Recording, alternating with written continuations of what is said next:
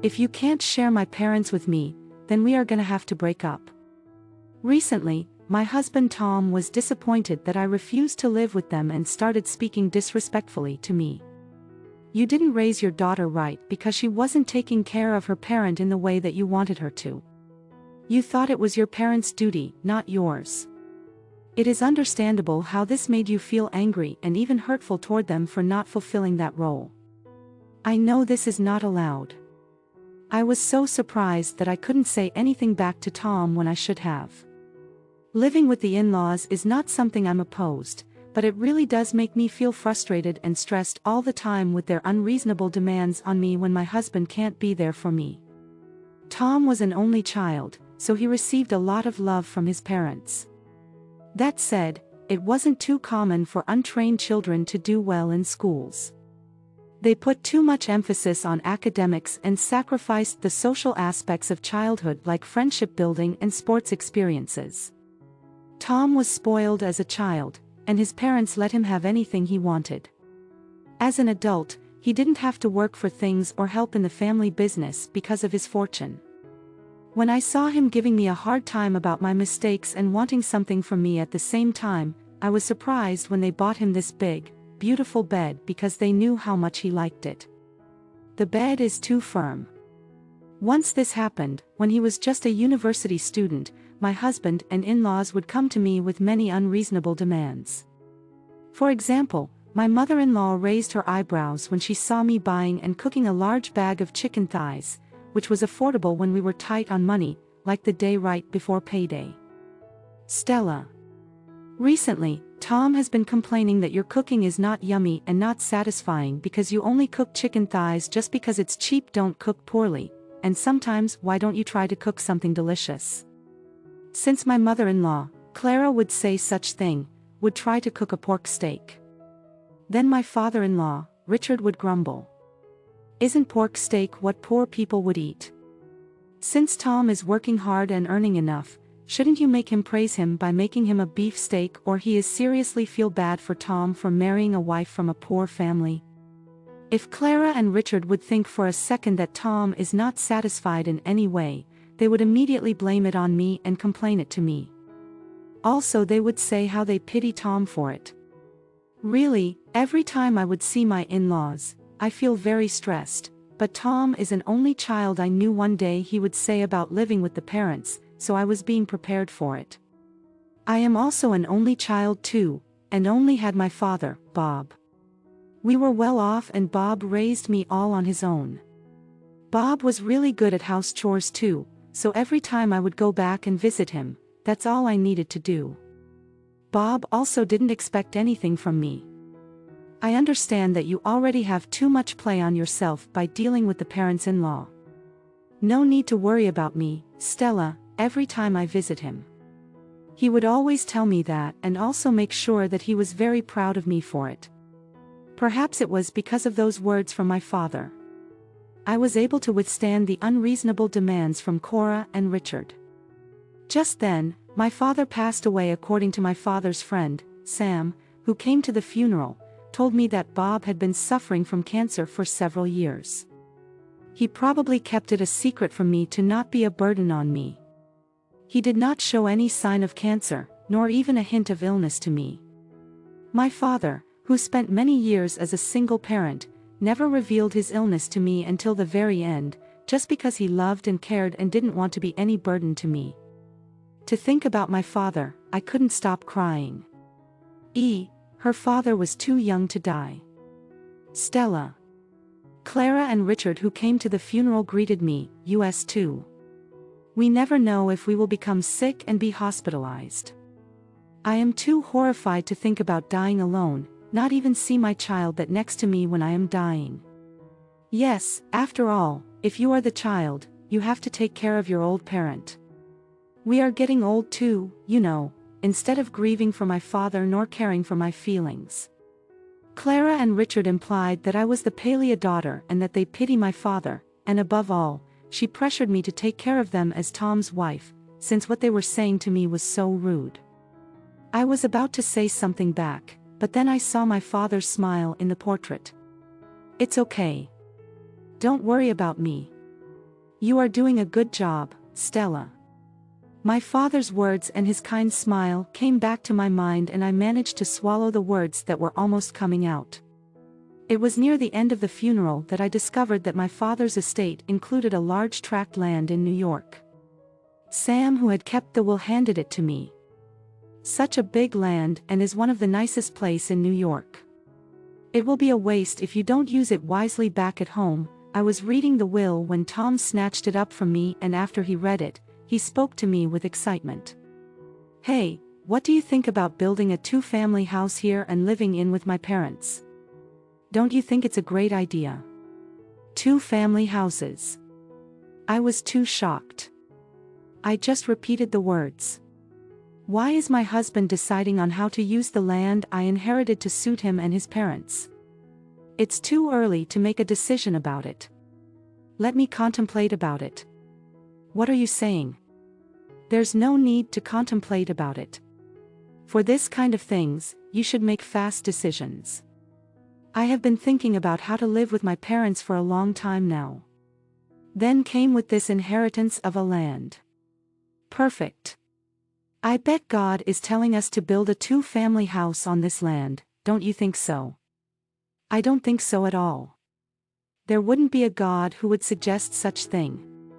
I took a very deep breath and told him. Wait, since I am the one who inherited this land from my father, let me contemplate on how to use this land. Wife's things belong to her husband's also. Tom yelled back at me, before you have been living off my income. And when you inherit a land, you are saying it only belongs to you and you alone. Isn't that too convenient? If you are saying such things, then stop using my money. I didn't say it belonged to me and only belonged to me since I am the one who inherited it. I have my say in how to use this land, and I wanted you to hear me out about it. If you have a better idea than mine, I'm all ears. Tom crossed his arms and glared at me as if to say something. I can't think of any, because it's too sudden. See, I knew it. There isn't any better idea. Wait, let me do my researches and let me choose the best way to use this land. We don't have that kind of time to contemplate on it. Tom turned his back to me at this time. I couldn't talk to him any further after this conversation about the inheritance of the land. I tried several times to discuss about it, but Tom would not listen to me at all. The only thing he would say back to me is, we are building a two-family house. Sam, whom I spoke to briefly at the funeral, called me to check on me several times because he was concerned about me. Now that my father has passed away, Sam was my only source of comfort, and thanks to him I was able to keep my feelings into perspective and remain unbroken by Tom, because Sam was listening and hearing me out on what was happening between Tom and I. After about 6 months had passed, someone claiming to be an employee of a major house building company called me. The house you have ordered is about to be completed, and we were wondering if we could set a date for your final check. What ordered house? I repeated in a questioning tone, and the person on the other end of the phone sounded puzzled as he explained. He said the house was ordered to be built 6 months ago. Tom, what is this about? Did you order a house to be built behind my back without mentioning it to me? I asked Tom on the same day, but the answer I got back from him had no sign of apology. You were taking too much time to contemplate, so I went ahead and decided for you. But you just did it without discussing it with me, which is horrible. If I didn't do what I had done, you won't listen and just be unreasonable, and nothing will get decided at all. What do you mean by unreasonable? Is it wrong for me to have an opinion on what to do with my land? It's not your land. I said it before. Wife's things belong to her husband's also, don't make me repeat, but you could have said something about it to me. Tom just sighed loudly, purposely and said, what a pain in the ass, under his breath. You don't want to live with my parents that much, huh? That is not the point. I have the right to have a say in how the land is used.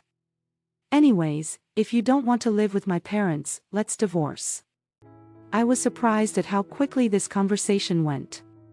Is my husband threatening me for a divorce? Just because I don't want to listen and give him to his idea of building a house to live with his parents, but I am an only child and it is my duty to live and take care of my parents. You knew about this and you have no right to say no to it, and this is the reason why I have left Tom. I had no hesitation signing the divorce paper.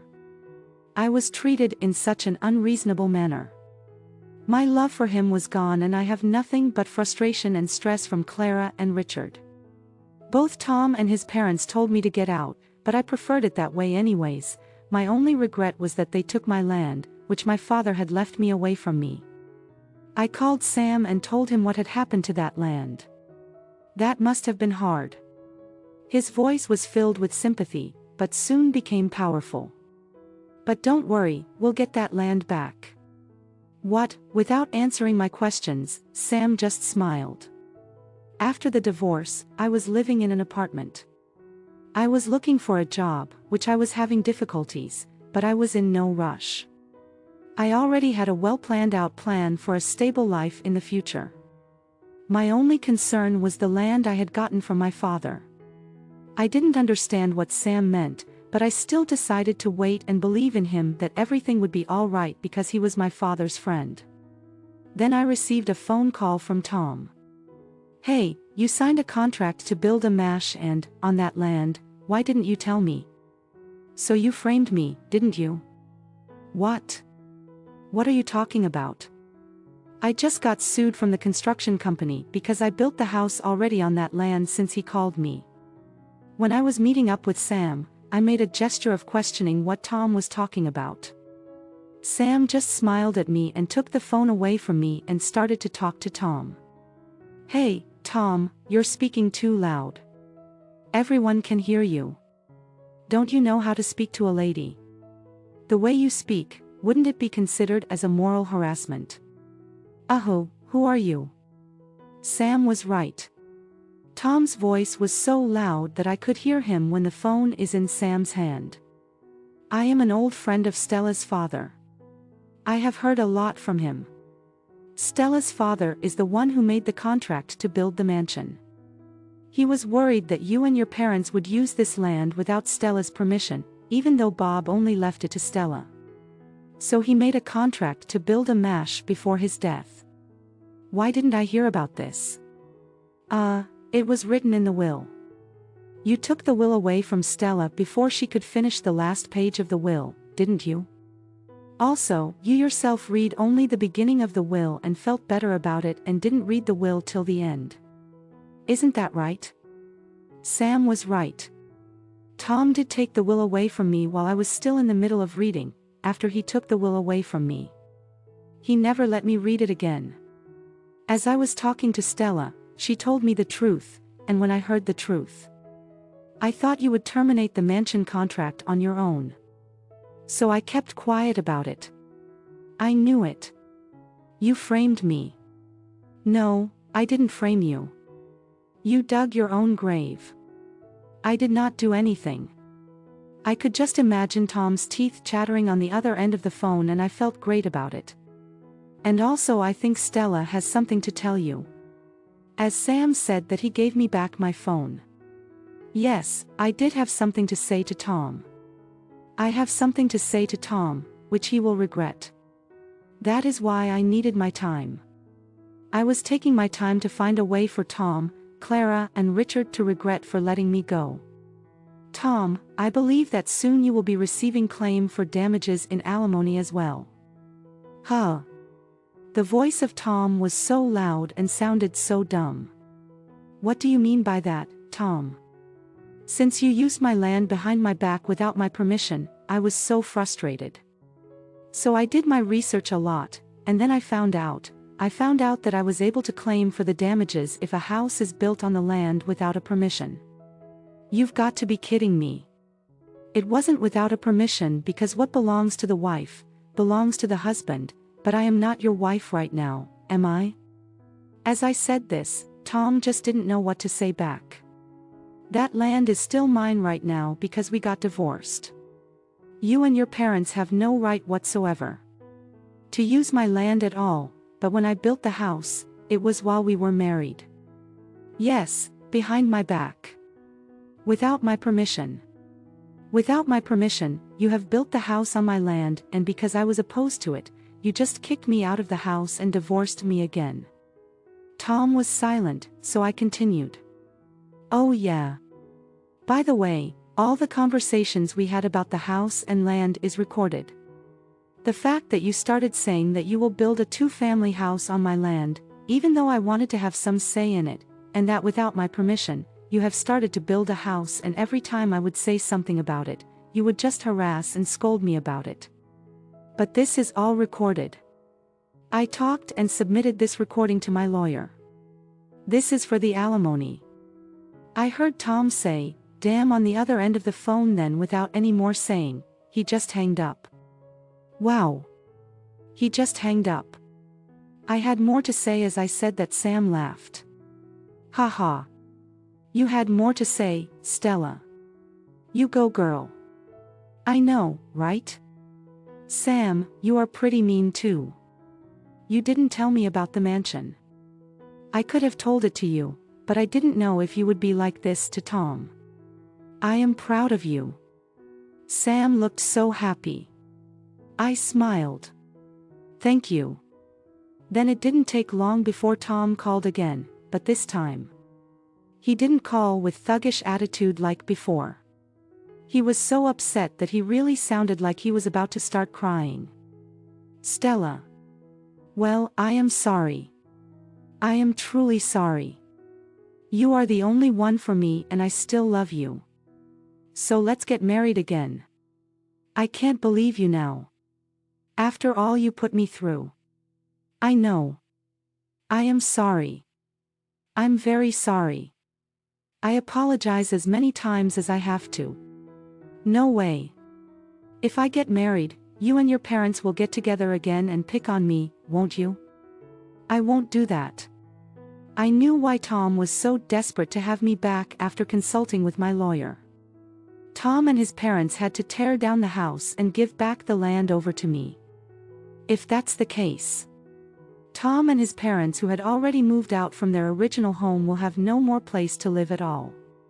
In addition to the mansion construction company's lawsuit, there's the eviction from me. They would have no other choice but to abandon the house Tom had just built. So that is the reason why Tom is sucking up and trying to win me back, hoping that I will somehow drop the lawsuit against them. And do something about the mashing contract about it, or there were other ways I could have helped him. For example, I could just purchase the house Tom has built. If I buy the house from Tom, of course it wouldn't be the full price Tom has paid, but at least Tom and his parents will get some amount of money. With this money, they could have started a new life. However, since they tried to take the land away from me, I was not going to show any mercy at all, so without any of their say in it, I decided to have the house they built to be demolished after Tom and Clara called. Then Richard called. We are old and we don't have much more time at my age. I can't imagine being onto the street. I will apologize if I've given you such hard times, so can we have another chance? But I completely refused to comply with their demands. In the end, Clara hysterically cursed me, "You devil." But this was nothing more to me than a howling of a loser. I replied, "Whatever." After that, the demolishing of the house was completed and the land was given back to me as scheduled. The mansion was built on my land. There are many tenants and I have a very steady income. I am making reasonable and legal income from my work with Tom and his parents, and it's going up too. I'm so glad that I am getting compensated for my help and the extra work. A man named Tom moved in with his parents and is doing pretty well considering the circumstances. The rent of this new place isn't too bad, it's just under $1,000 a month. He is also making money through his own side job and should be able to afford the payments on time. Tom can't pay his bills and needs a second job to make ends meet. Clara found a part-time gig. Richard is earning some cash as he works at a shopping mall. Since Tom and Richard shares a close connection, I hope they keep working together to pay me and the construction company off. I will also make sure my payments are in order and that there is no delay. No handshake, but that is okay.